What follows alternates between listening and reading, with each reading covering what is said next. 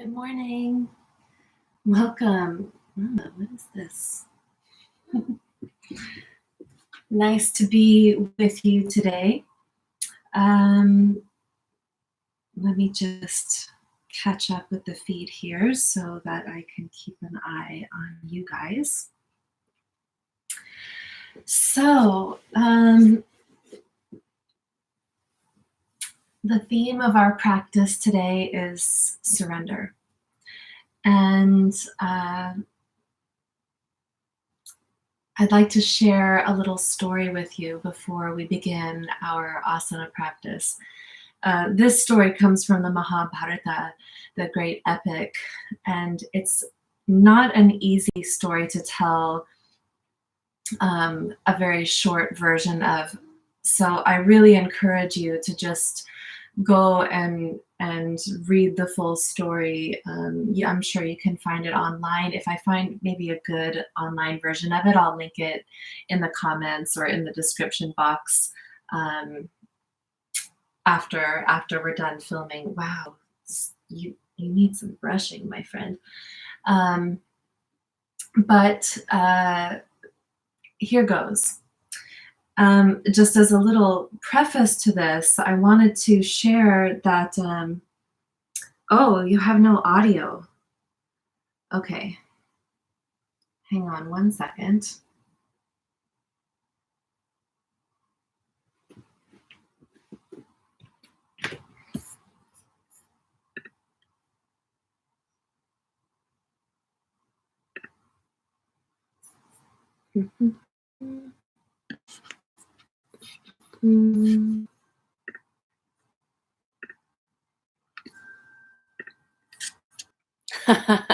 All right. So, oh, sorry, baby. So, I have a dear friend named Gauravani. Some of you know him. He lives out on the East Coast. Okay, good. And he's an amazing musician. If you've taken my classes in person, you've definitely heard his music in my playlists. Hi, everyone. And one time, a few years ago, he was out here doing some recording with me and Tina Malia and Sandy Cressman, and we were recording some backup vocals for a record with our friend Jay Utal. And Jai had me and Tina and Gora staying in a little house or apartment or something together close to the studio. And Gora and I stayed up late talking, and I was sharing with him, at that particular time in my life, I had just come through a very, very difficult personal experience, something that really, really tested me on such a deep level, that had, shaken me to the core and absolutely decimated me. And I had just kind of felt like I was coming out onto the other side of that experience. And I said to him, Gora, in this moment of my life, it's clearly look back on everything that's happened in my life, and I can see that every single moment, that every step of the way in my life, every single thing that happened was exactly what was required in order to bring me to this moment in my life. Everything has prepared me exactly perfectly, with nothing out of place, to be exactly where I am in this moment. And I was sharing with him that I could so clearly see it. And he said, yes, that's really wonderful. And then the trick is, can you see that perfection even when it feels like everything's falling apart? Because once you're on the other side of hardship, it can be easy to look back and reflect and say, wow, I learned so much, or all these good, if it hadn't been for that, then this wouldn't have happened. But can you stay centered in that knowledge that that everything is actually God's plan? And so this has been my affirmation that I've been working with these last few days. And at times it's hilarious, and at times it's heartbreaking. But what I've been saying to myself over and over again is, this is God's plan. What's happening right now, this is it. This is God's plan. It's not a mistake. It's not,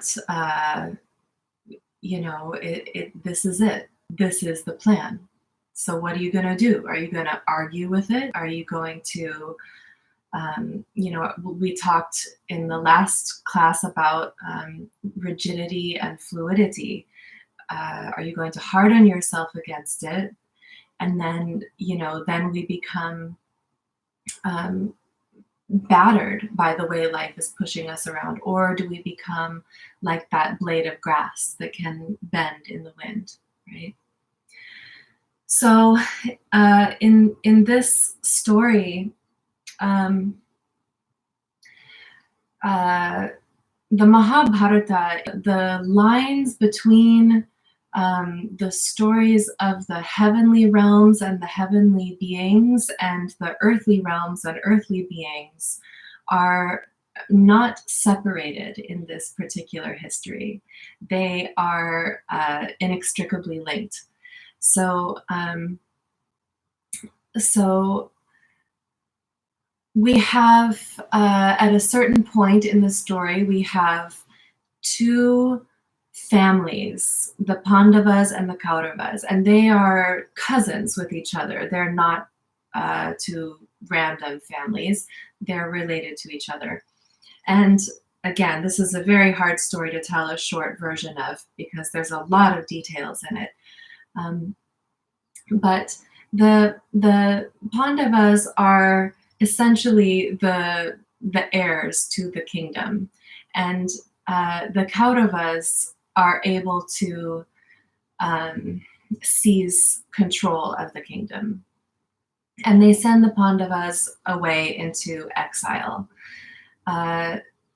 During the time of exile, the Pandava brothers, they happen to get a wife. It happens that the five brothers are sharing this one wife, and she's not just any wife. She's a beautiful princess, Draupadi. Hey, if you're not going to be a good boy, I'm going to put you in the bedroom with Daddy. Let's see. Okay, give me 1 second. Come on, you.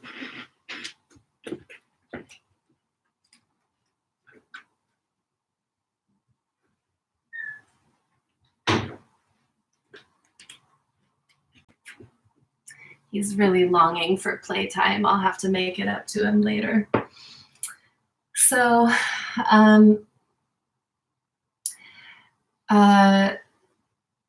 during their time in exile, the Pandavas not only do they meet and marry Draupadi, but they also befriend Krishna.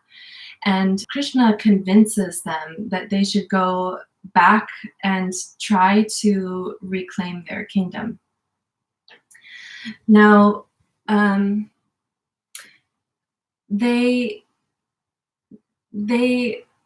go back, and they have already tried like every possible way of arguing and convincing and compromising. They've gone into exile. So when they come back, their hopes are not very high for successfully winning back the kingdom. And the Kauravas offer them what seems like potentially a chance. They offer the Pandavas the opportunity to win the kingdom back in a game of dice. Now, Yudhisthira, the oldest of the Pandava brothers, who would have been the heir to the kingdom, he has many, many virtuous qualities. He is very noble. He is kind. He is such a good guy, but he has a gambling problem. And so he gets kind of suckered into this game of dice. And the story goes, that he starts gambling in the hopes of winning the kingdom back. He gambles one thing after another away until he has nothing left to gamble. And then it is suggested to him that he stake Draupadi for one more game. And of course, the dice are loaded, and of course, he loses. Now, Draupadi at that time is in another part of the palace. She has been taking her bath, and so her hair is loose. She's not properly dressed and ornamented yet, and she is summoned and dragged out into the courtyard. And some of you, I'm sure, have worn a sari before, or you've at least seen a sari, but if you're not that familiar with it, it's 6 yards of fabric. In the olden days, it was commonly 9 yards of fabric. And it is just one piece of fabric that is very beautifully folded and pleated and draped. The part that goes over your shoulder is called the palu. So Draupadi was brought out into the courtyard, and the Kaurava brothers decided to disrobe her. So this is a way of dishonoring the Pandavas and of displaying their superiority over the Pandavas. And so Draupadi, in her humiliation and her anguish and desperation, she's holding on to the palu of her sari as tightly as she can with 2 hands. And she's looking all around the court to see who can help her. And she calls on every single person in her presence for assistance. First, she calls on her husbands. Won't even one of you come to my aid? And they feel that they can't do anything because she was lost fair and square in the game of dice. So they feel that their hands are tied. They can't do anything. She's looking around again. She asks the warriors, the Kshatriyas that are gathered there. She says, "It is your duty. You are honor bound to defend me in this injustice." And they all know, no one wants to turn against Duryodhana. So she appeals to Duryodhana himself, to the king. She says, by not upholding the laws of dharma in your kingdom, in your land, you cast the entire kingdom and all of your people into a state of chaos. How can you stand by and permit this injustice right in your own court? He won't come to her aid. So finally, as the brothers are pulling and pulling and pulling on the end of the sari, trying to disrobe her, in her desperation, she finally lets go and she reaches up into the heavens. And she calls out, "Shri Krishna Govinda, Hare Murare, He Nata Narayana Vasudeva." And in that moment, Shri Krishna appears from the heavens, unseen to everybody else's eyes, and he begins casting down yard after yard after yard of sari cloth, so that no matter how much the Kaurava brothers are pulling and pulling and pulling, they're never able to uncover Draupadi. Now, at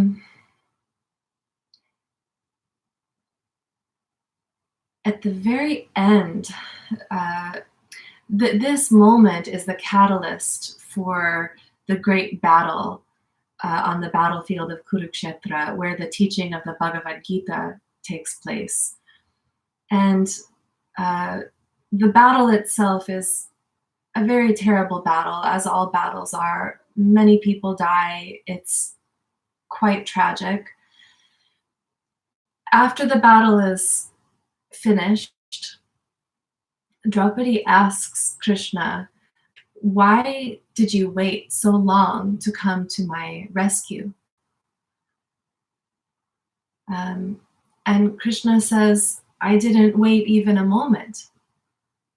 It's just that you called on everybody else for support before you called my name." So he says, "The moment you called to me directly, I was there. But I cannot go where I'm not invited." So this is what I'm reflecting on in my own life at this time. It's not that we can't call on our loved ones and our friends for support. We should. We need each other so much right now. But we should not forget to call on the divine. So let the divine be the first one that we call to. And to remember that this is the plan. We can't know how it's going to unfold. The best that we can do is lift up our hands and call out to the divine. Trust in the divine. So with that, let's jump into our asana practice. It's going to be a nice, kind of very moderate practice, nothing too difficult today. I'm just going to put my tiger paw on. Some of you have asked me about these. If you have any issues with your wrists, like I do, these are called tiger paws wrist supports. They're what gymnasts often use for tumbling. You can order them online, and they really help me. Some days I only need one. I think today I'll be fine with just one. Okay, so we're going to start in child's pose. So you can take the knees wide and slide the hands forward.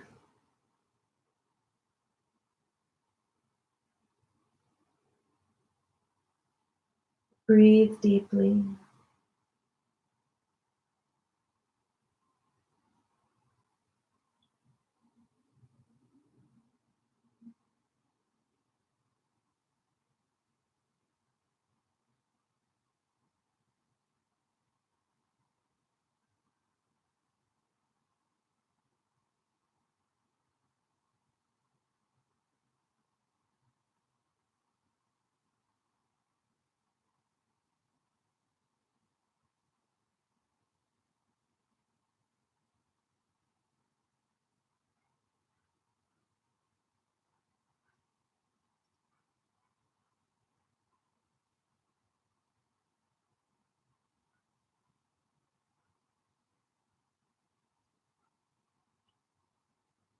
And then when you're ready, lifting the head, place your hands at the front of your mat, tuck your toes, and lift into downward facing dog.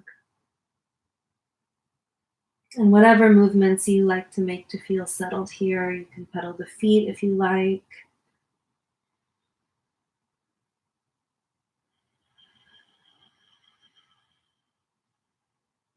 And eventually allow yourself to settle into this shape. Draw the front ribs lightly in and down. Root down through the inner palms and firm the upper outer arms.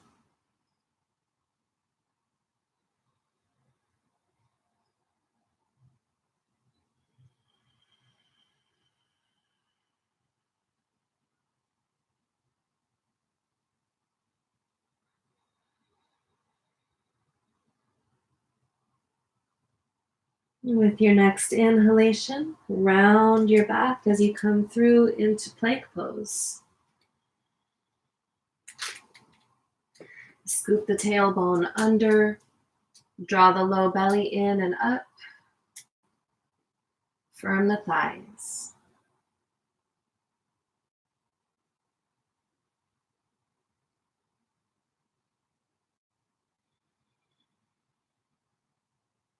Take one more deep breath in, and then exhale, lowering the knees, chest, and chin. Inhale, pull through to Cobra. Exhale, roll down onto your belly. Inhale, rolling up again like a wave through the spine. Exhale, roll down. One more time, inhale. And exhale. Tuck your toes, shift your seat to your heels, and lift back to downward facing dog. Now we'll walk the feet forward to the front of the mat.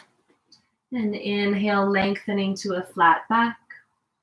Exhale, fold forward. Inhale, lengthen again. You can bend the knees. Exhale, fold. One more time, inhale. Exhale. And then bend your knees deeply and slowly roll up through the spine, coming all the way up to standing. Roll the shoulders up and back.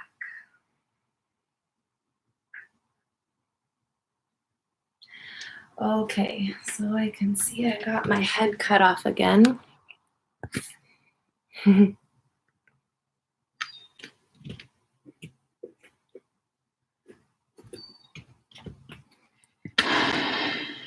I'll get the hang of this someday.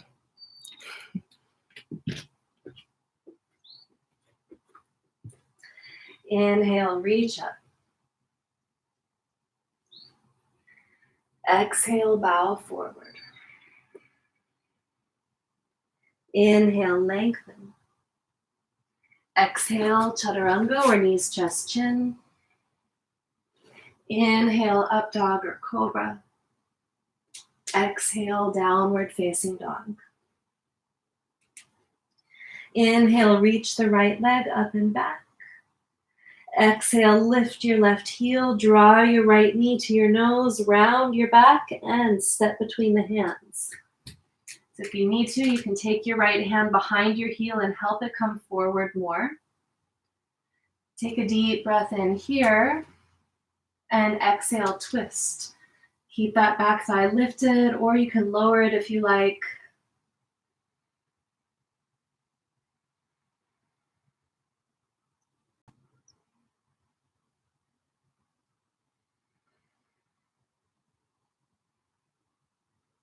Exhale, take that right hand down, stepping back to down dog, or take a vinyasa, your choice.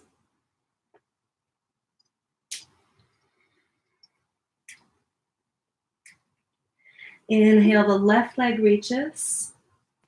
Exhale, lift your right heel, draw your left knee to your nose, round your back, and step to the top of your mat.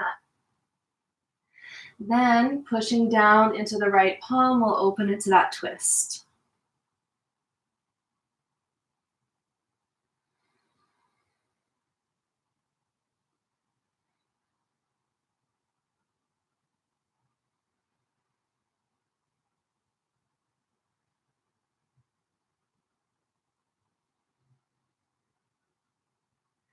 Exhale the left hand down, step back for down dog or a vinyasa.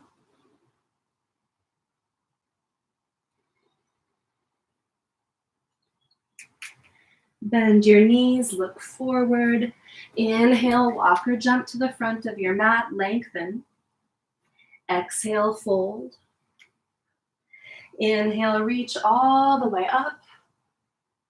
And exhale, Samasthiti. Inhale, reach up. Exhale, bow forward. Inhale, lengthen. Exhale, chaturanga. Inhale, up dog. And exhale, downward facing dog. Inhale, the right leg reaches. Exhale, step all the way between the hands. Take that left heel down. And inhale, come up to warrior two.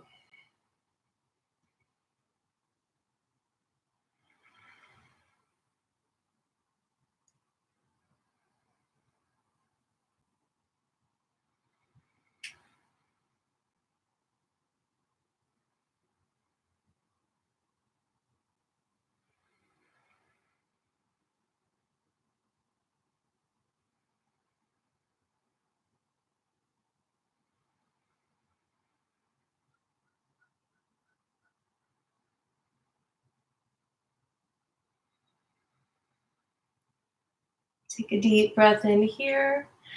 Exhale into Parshvakonasana. Any variation, you can go elbow to thigh. Right hand can go to the floor, or you could bind.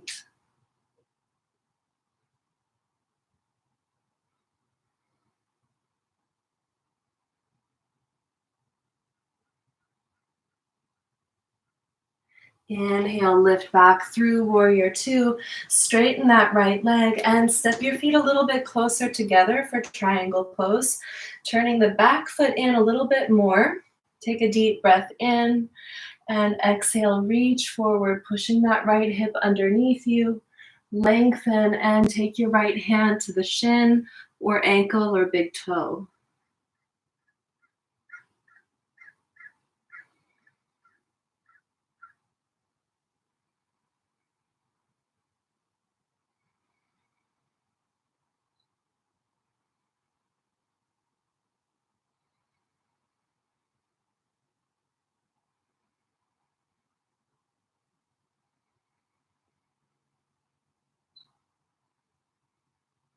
Let's wrap the left arm around behind the back, reaching for the top of that right thigh as you look down.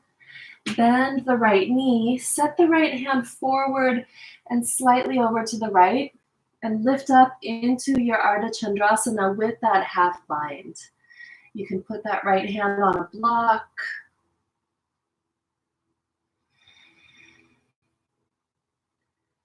And you'll find that your balance will be a little bit more steady if you keep your eyes looking toward the floor. If you feel stable, you might look to the side.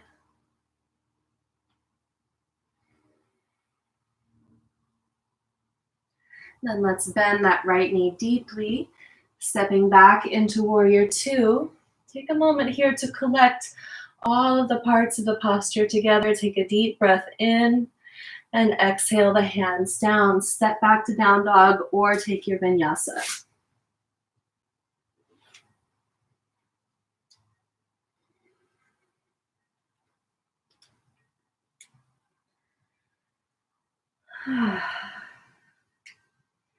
Inhale, reach with the left leg. Exhale, step all the way between the hands. Turn that right heel down and inhale, coming up to warrior two.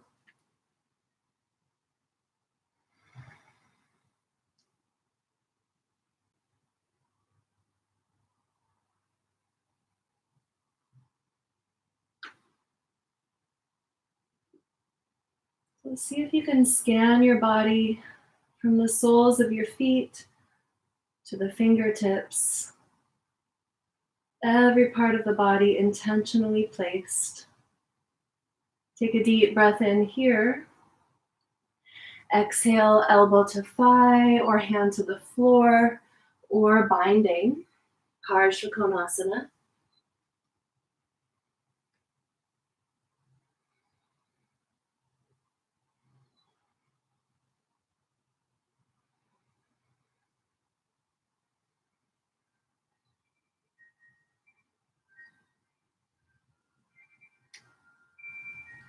Inhale, coming back through warrior two.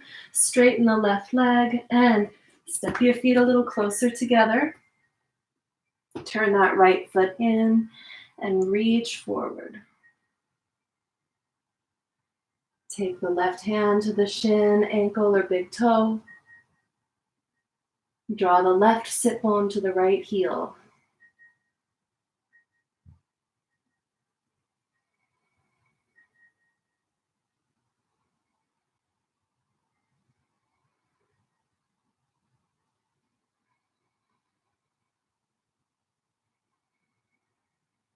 Wrapping that right arm around behind your back, maybe touching the top of your left thigh. Look down.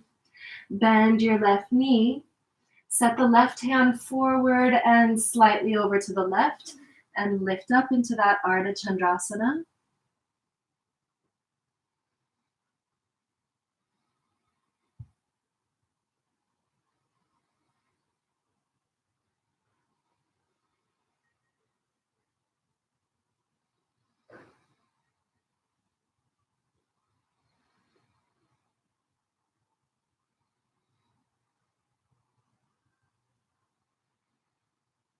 Bend the left knee, stepping back into Warrior Two. And again, take a few breaths here. Bring all of the pieces back together. Deep inhale. Exhale the hands over and down. Step back, take your Vinyasa or downward facing dog.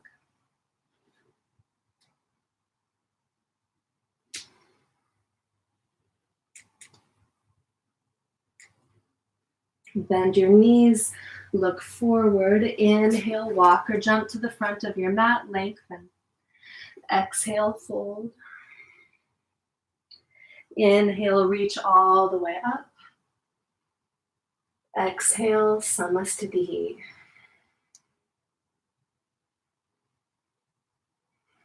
Okay.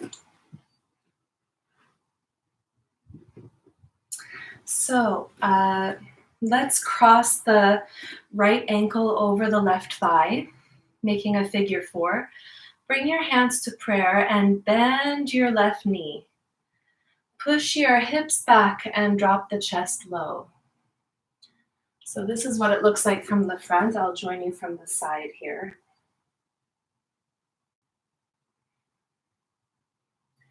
As you drop the chest low, see if you can drop the hips a little bit lower. Some of you might be able to place your right foot in the crook of your left elbow.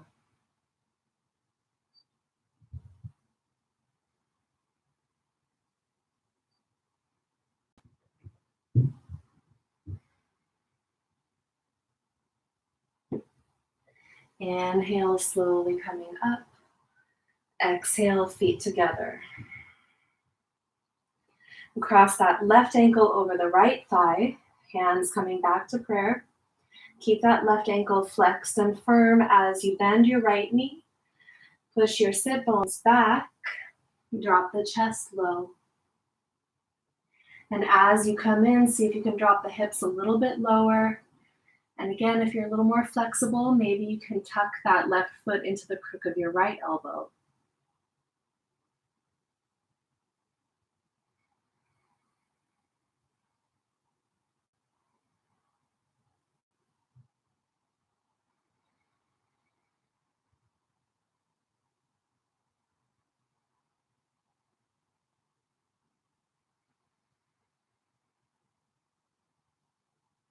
Inhale, slowly coming up, and exhale, release. Inhale, reach up. Exhale, bow forward. Inhale, lengthen.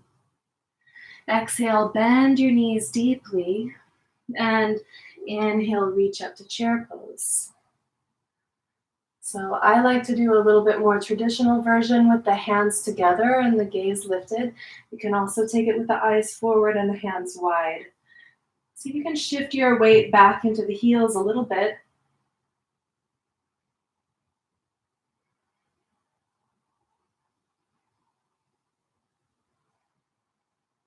You bring your hands to prayer, lean forward and twist to the right. Hook your left elbow across the right thigh. Push down into that left elbow to bring your thumbs closer to the center of your chest.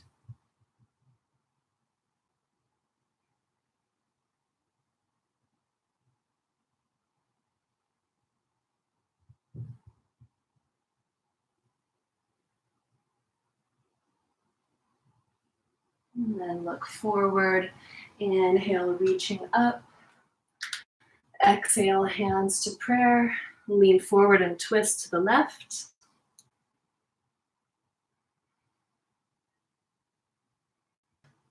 Exhale all the way forward. Inhale, lengthen. Exhale, chaturanga. Inhale, up dog. And exhale, downward facing dog.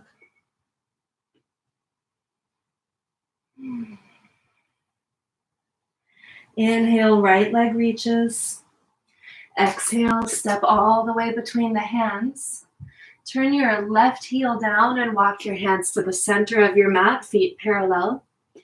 Inhale, lengthening to a flat back. And exhale, fold forward with the hands down.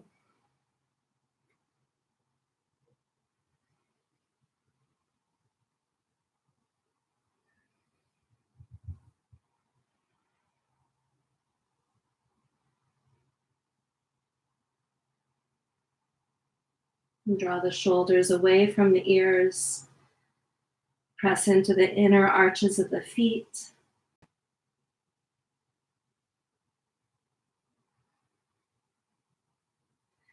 Inhale, lengthen. And this time we're going to heel toe the feet wider apart into Samakonasana, side splits. So you can stay up here on your hands or you can come down onto your elbows.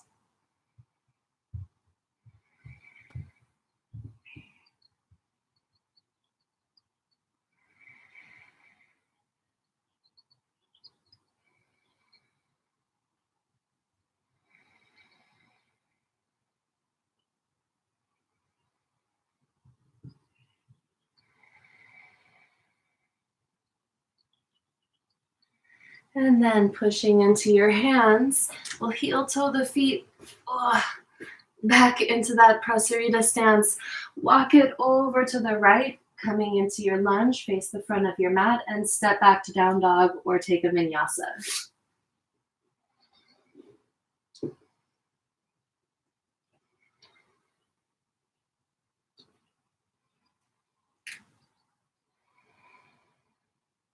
Inhale, the left leg reaches. Exhale, step between the hands. Turn your right heel down, walk your hands to the center of your mat, feet parallel. Inhale, lengthen. Exhale, this time interlace your fingers behind your back. Hey, and fold forward.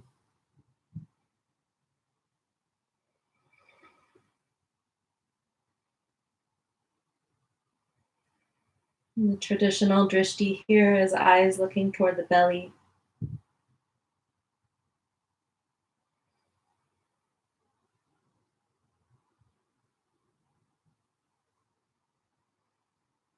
And releasing your hands to the mat. Inhale, lengthen. We're going to turn the right toes out and pivot to face the back of your mat. Lower that left knee, and a couple of options. You can shift back into Ardha Hanumanasana, a half split here, or you can slide that right leg forward and the left leg back into a full split. Your choice. And full split, whatever that looks like in your body.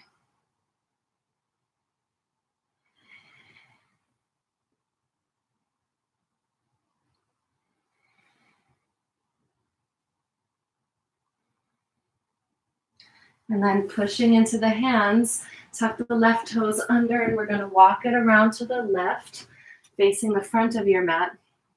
There is no beautiful way to make that transition as far as I know. And again, you can either shift back into your Ardha Hanumanasana or slide that left leg forward, slide the right leg back into a full Hanumanasana. This side might be really different than the first side.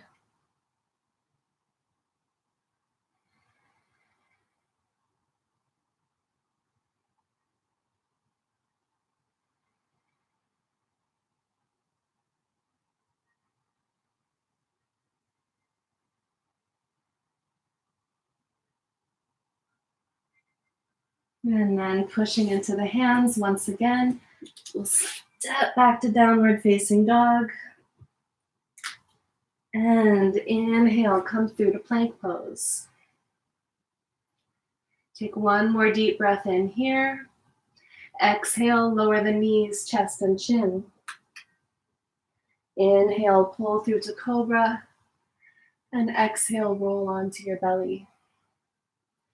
Take the feet a little bit wider. Move the hands forward a bit. And we're going to lift into a full Cobra. So we want the pubic bone to stay down here. So you might have to walk your hands forward quite a bit to get pubic bone down and arms straight. Push into the tops of your feet, firm the thighs, lift the top of the chest, big back stretch.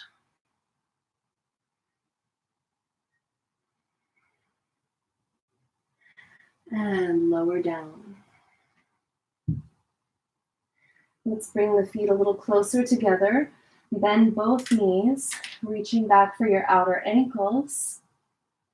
And press your feet into your hands to lift up your bow.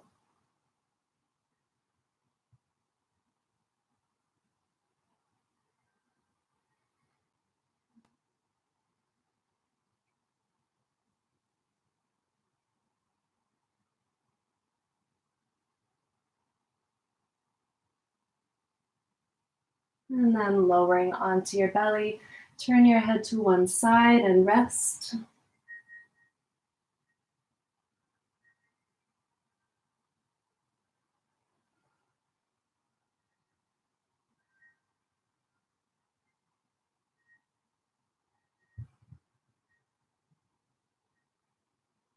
We're going to do one more bow. This time, if you want to change it up a little bit, you can try, instead of holding the tops of your feet or your ankles, see if you can walk your hands down and hold a little bit lower. And then the feeling is like you're trying to straighten the legs. So you can practice bow pose with rocking your chest forward and lifting the legs higher. That makes the work one kind of thing. And then you can try rocking your body backwards so that your thighs come down and your chest lifts higher. So see what works for you. I'm going to try holding a little bit lower down this time.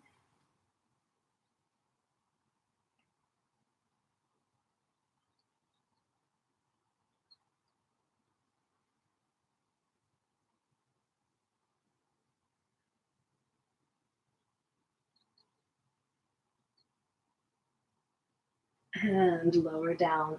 Turn your head to the opposite side and rest.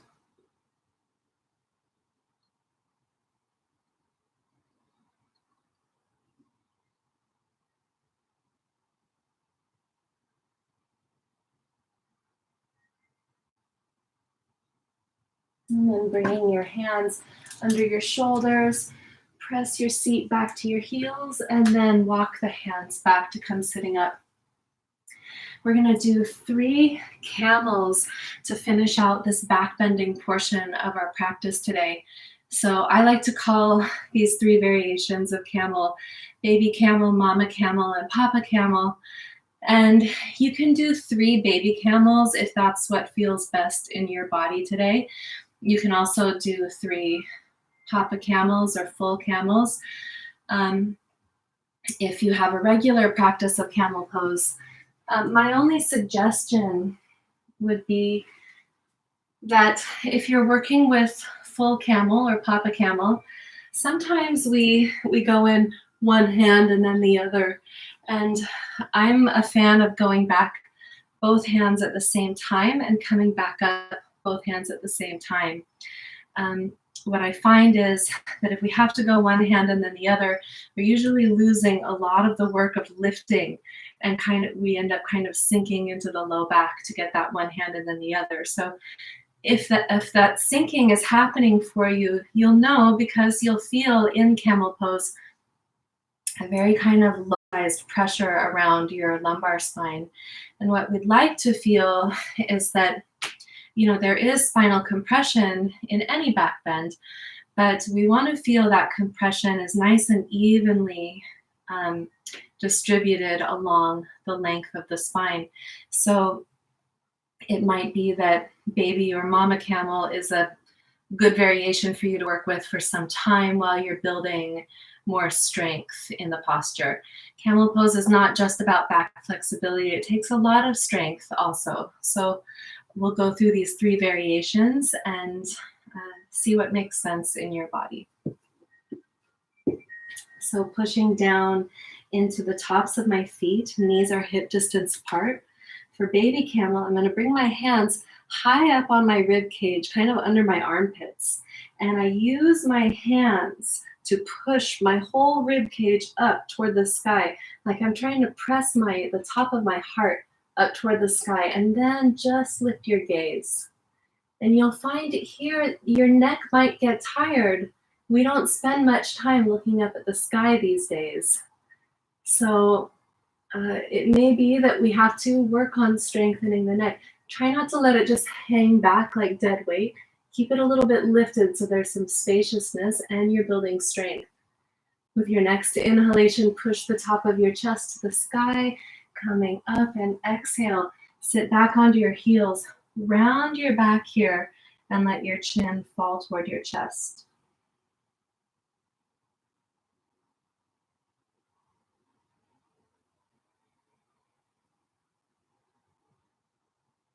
So that's baby camel. You can stay with baby camel if that felt like good, productive work for you. If you want to try mama camel, it begins with a baby. So coming up onto the knees, think about taking the inner thighs back and firming the glutes at the same time. You can imagine that you're squeezing into an imaginary block and firming the glutes at the same time. Big lift through the side ribs, lift your gaze. And for mama camel, we bring the hands to the backs of the thighs. And I'm still not just letting my head hang back like dead weight. I'm still keeping a little bit of a lift, working on strengthening the neck, keeping the glutes active and engaged, and that same feeling of pushing the top of my chest toward the sky. So there's lift in the posture, not just depth.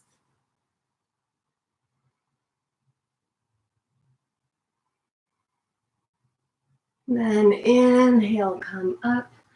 Exhale, sit back onto the heels, round your back, and let your head hang forward. So you may be finding that supporting the weight of the head as the neck is in that extension, you may find that it's difficult to support that weight with the strength of your neck. So it's fine to go back to baby camel and you just take mental notes about that. I found a place in my body where I can work on building more strength. And maybe that is a cue from your body that you could spend more time looking at the sky. So last one, Papa Camel. Again, you can stay with baby or mama, or if you're ready to go in all the way, push down through the tops of the shins, inner thighs back, glutes active, big lift through the side ribs, push the top of your heart toward the sky. And this time, if you're going all the way back, both hands to the heels. And you can tuck the toes under if you prefer. I like to have my feet flat. If you're all the way back, see if you can soften the forehead completely. No wrinkles in the forehead.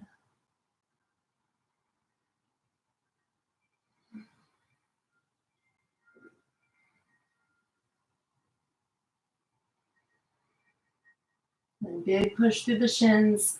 Inhale, lead with the chest. Exhale, feet together.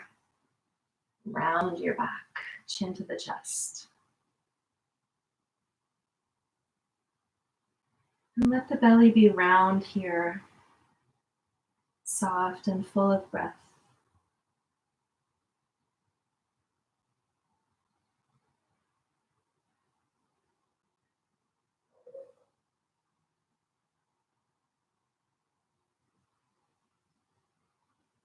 And then taking the seat, we're going to set the feet up like this. So my left leg is kind of around behind me. It's not pointing straight forward. It's a little bit to the side. And then the sole of my right foot is just touching my left inner thigh. So from the front, it looks like that. Okay. So you can stay in this position and it would just be a simple twist to your right. Left hand can go onto your knee, right hand can go back.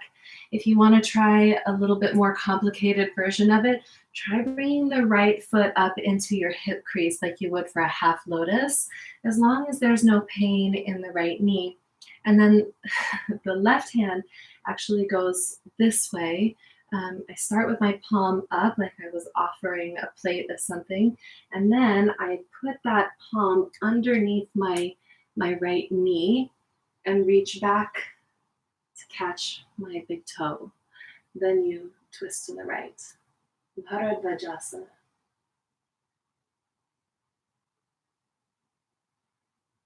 And it's okay if that left sit bone is lifted.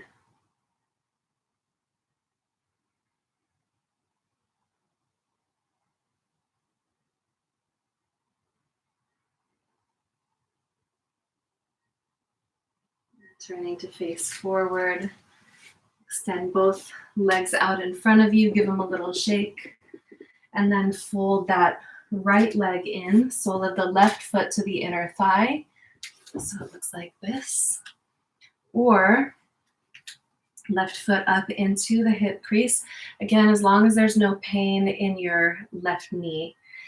And then you can go really simple, twist to the left, or you can take your right hand. Remember, it's like you're offering a plate of something, and then you slide that hand underneath your left knee like that, so the inner wrist is pointing forward. So it's like this and there. And then that left hand can reach around behind your back if possible. It's catching the big toe. I have really long arms, so a lot of these binding postures are easier for me just for that reason only.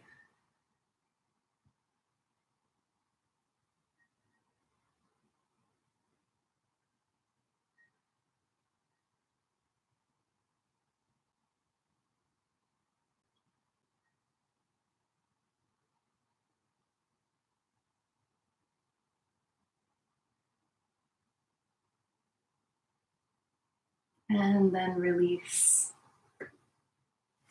Good. Uncross your legs, and you can lie down onto your back facing whatever direction makes the most sense in your space. Give your knees a little hug and gently rock from side to side.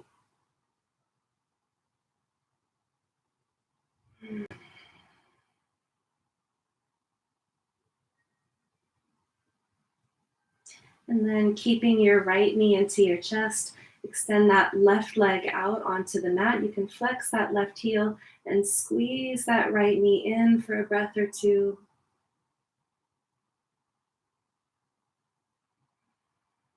And take your left hand to your outer thigh and pull it across your body into a twist. Right arm can reach out to the side. Let your chin roll toward the right shoulder.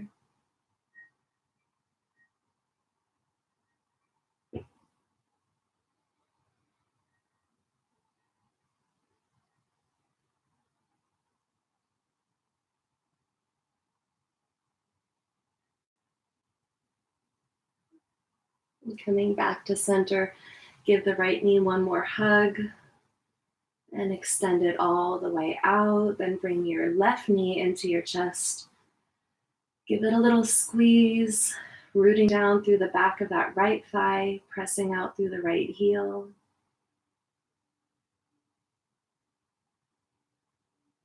And then take your right hand to the outside of your left thigh and pull it across your body into that twist.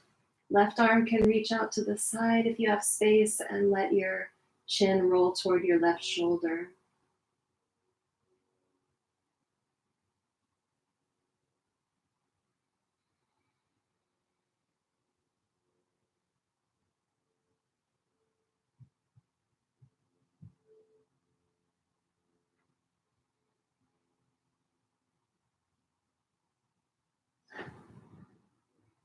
And then coming back to center, give that left knee one more little hug and extend that left leg out.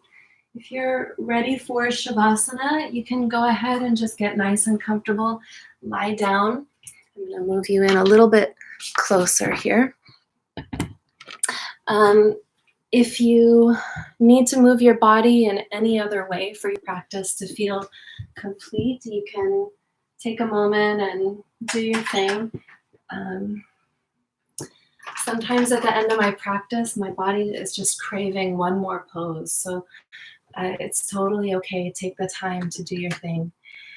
And I'd like to sing for you as you settle into Shavasana. This particular melody comes from my friends Kamaniya and Keshavacharya Das of the group Premahara. And whenever I have heard them sing this particular melody, I always think of that story of Draupadi reaching her arms to the heavens and calling to Krishna.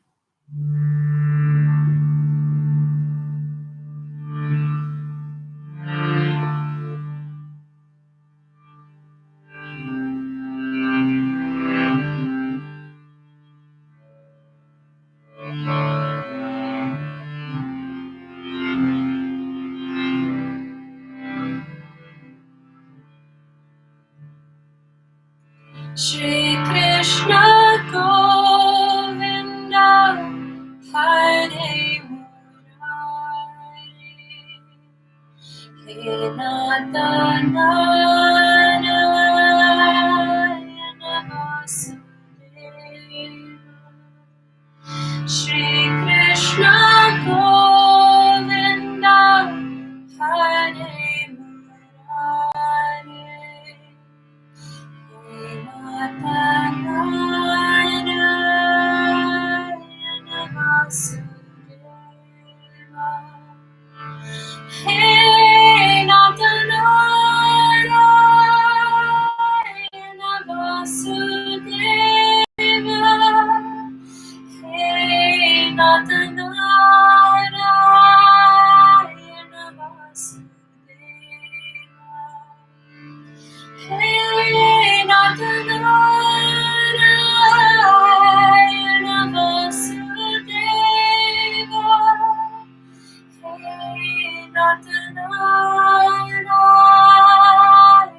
Vasudeva. Shri Krishna Govinda Hare Murari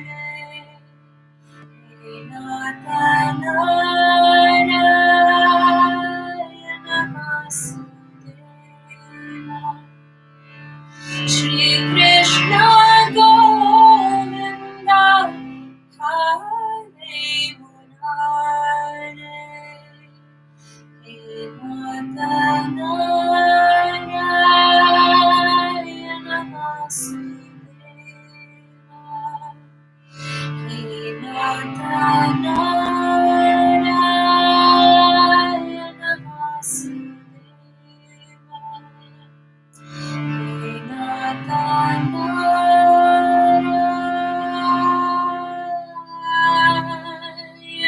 Vasudeva.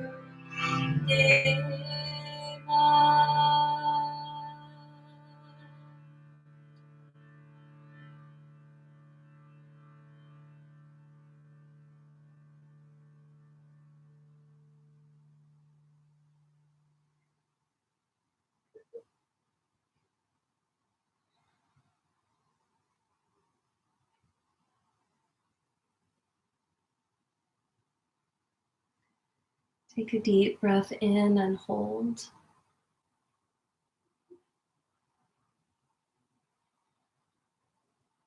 Exhale through the mouth. Gently move and stretch your body in any way that feels natural to you.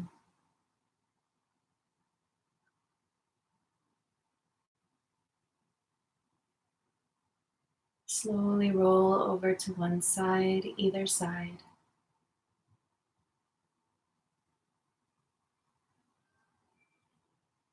And then bring yourself to a seat. We're going to close our practice today chanting the mantra Loka Samasta Sukhino Bhavantu 3 times, and then Om Shanti Shanti Shantihi. It means may all beings everywhere be happy. Om peace, peace, peace. Loka Samasta Sukhino Bhavantu. Loka Samasta Sukhino Bhavantu. Loka Samasta Sukhino Bhavantu. Om Shanti Shanti Shanti.